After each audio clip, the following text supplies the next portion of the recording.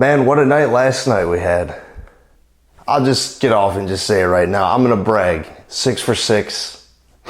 Unbelievable night. I hope you guys listen to it and, put some money on it because I cracked Vegas. I mean, it was just pure sensation, really. I went to bed at 12 o'clock last night. I didn't watch the last two games because I just went to bed and stuff. And, man, when I woke up, that feeling of, being perfection, it was amazing.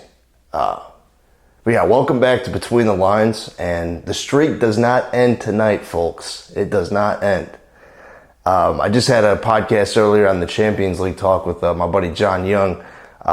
Played soccer a long time with him, and he had some picks going on there, and they were flawless. I did all right with those picks, but I'm going to give you the bread and butter here, and we're going to go back to the games that I was talking about and came through. The Stars game, that I said under 5.5, but that was on edge. I remember watching the second period, and it was 2-2. I believe going into the third, and just 2 more goals, and boom, that's it. It's over. Streak's done. But no, Ottinger and Gustafsson played great in the third period. Not to mention, it went to double overtime. Gustafsson had 52 saves, while Ottinger had 48. Ottinger had more flashy saves, but Gustafsson got the job done. Can you believe, though, that there was 92 hits in that game? 92. Dude, I saw Nick Foligno had 9 hits in the game.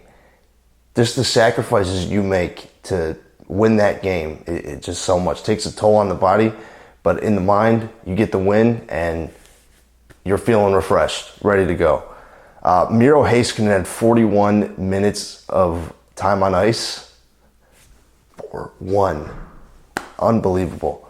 So then you go to the Kings and Oilers, a game that I said take over 6.5. Hope you guys listen to that, but the Oilers had it in the bag. They were up 3-1 going into the third period, and they blew it. Final 30 seconds, they scored to tie it up, the Kings. And Drew Doughty, who didn't play in the last year's season for a wrist injury, did not. He did come through, but he did not play as well. But he made this one play in the final 30 seconds that helped them win that hockey game. And it was a blue line keep-in when the puck was dribbling out it wasn't on a even end. And he chopped the stick down, got it, fed it to down low, passed it cross ice, goal. And the rest was history in overtime. So great games. If you guys were watching, it was great. Not to mention, I had the Kings come through and with the Warriors under 239.5. That was kind of a giver. I was talking about 120 plus points for each team in game 1, so there's going to be a lot of lockdown defense, and I believe there was only 120 points or 220 points scored. So yeah, great night last night for picks, and we're going to keep it rolling, folks. We're keeping it rolling. We got this snowball effect going, and I'm going to get to that Avalanche game because their snowball is getting bigger and bigger. Because I'll get into it right now with it, because it's Seattle's first ever playoff series in their whole entire franchise. And last season, they were, I think, bottom 3 in the NHL. But this year, they just surprised everybody and just came out firing. They were first in their division for about 2 months. And, they had a little bumps in the road. But, they're coming across the Stanley Cup champions in the Colorado Avalanche, and I just think that they're not ready for the next rounds. I mean, they're happy to just get in this one. Of course, they're going to come out playing as hard as possible, but I think Colorado has a lot of edge over them. It's just I can't see that game going more than 5 games. I got a 4-1 Avalanche win. And as long as, McKinnon, Rantanen, as long as they stay healthy, I think the Avalanche will go deep in this playoffs. So, but, I mean, there's a game going on right now, and I believe the Rangers are up 2-0 against the Devils. And the Devils have a lot of offensive firepower, but the Rangers just have probably the best defense in the league. Maybe second to Boston, but I think they're better. You know, Fox, Lindgren, he just came back from injury, and they got one of the best goaltenders in the Eastern Conference in Igor Shesterkin.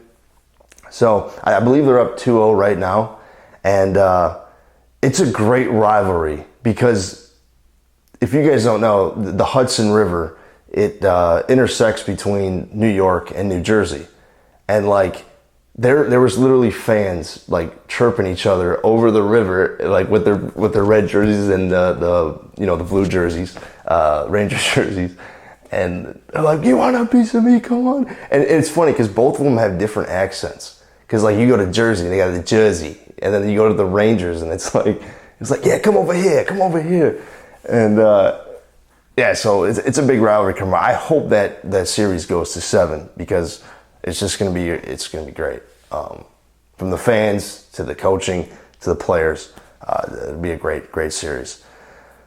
But like, how did the Devils get here? Well, when you win 18 straight games in the month of November, I think that literally puts you in automatically.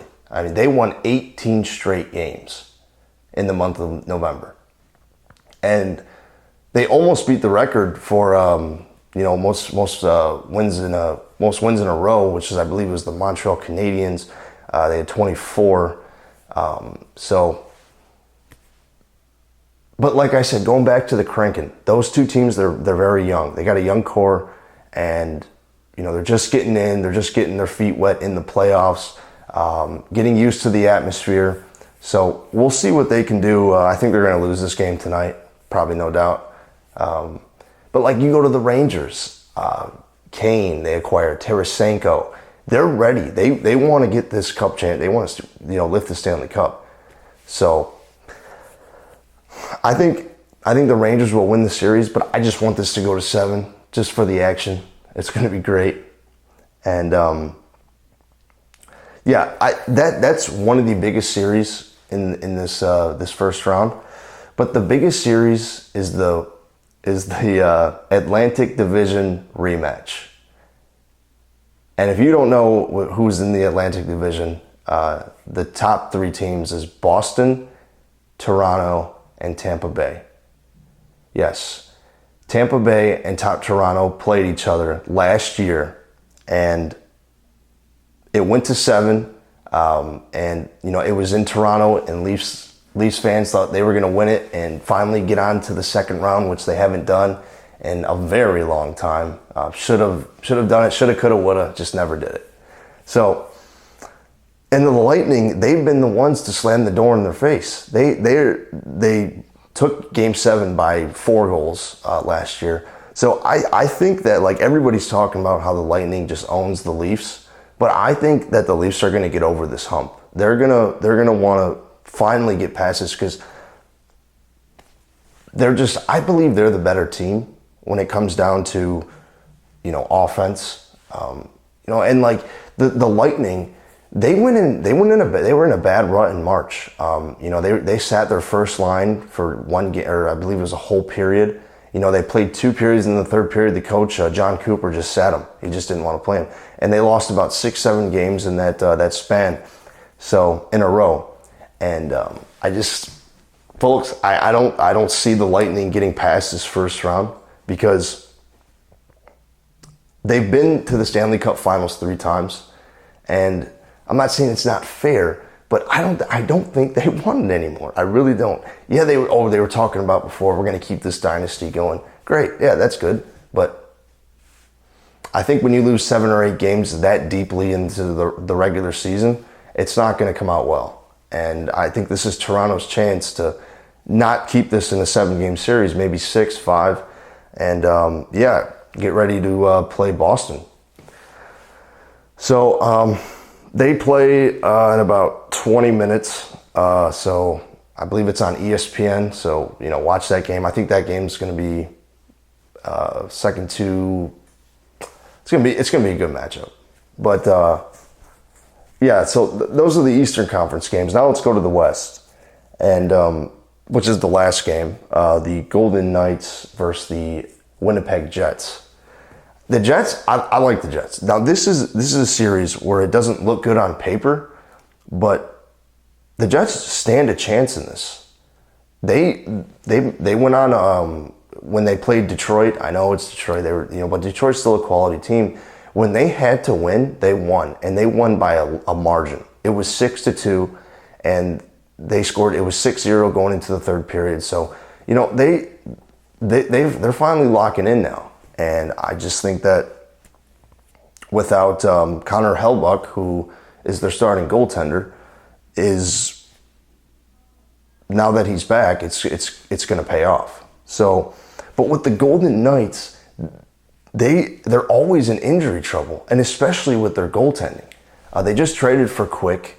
It was like 38 or something. He's washed, and they got Lucas Brissot, who's like their third string goalie. And, Lenher's out. He's on IR.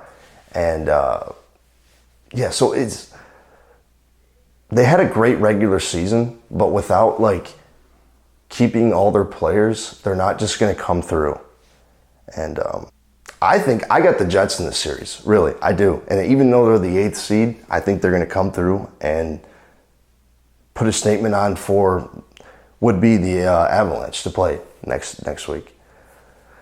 And so those are my games tonight. Now I'm going to give you the picks for tonight. Obviously, the Rangers are not. They already won, so I'm not going to give you that pick. But I like the Leafs tonight. I like the Golden Knights. Just because it's game 1 and it's in Vegas, but I think the Jets are going to take the series because of the consistency they have. And Avalanche is definitely going to win this game. Take a -1.5. No. So yeah, give me some feedback. Tell me what you like about the picks, and whatever else you want to hear. It's kind of a little short little podcast tonight. Not much going on, but I will get into the NBA later on. But yeah, and I'll have a lot of NFL talk and stuff. So yeah, it's between the lines, and bet smartly.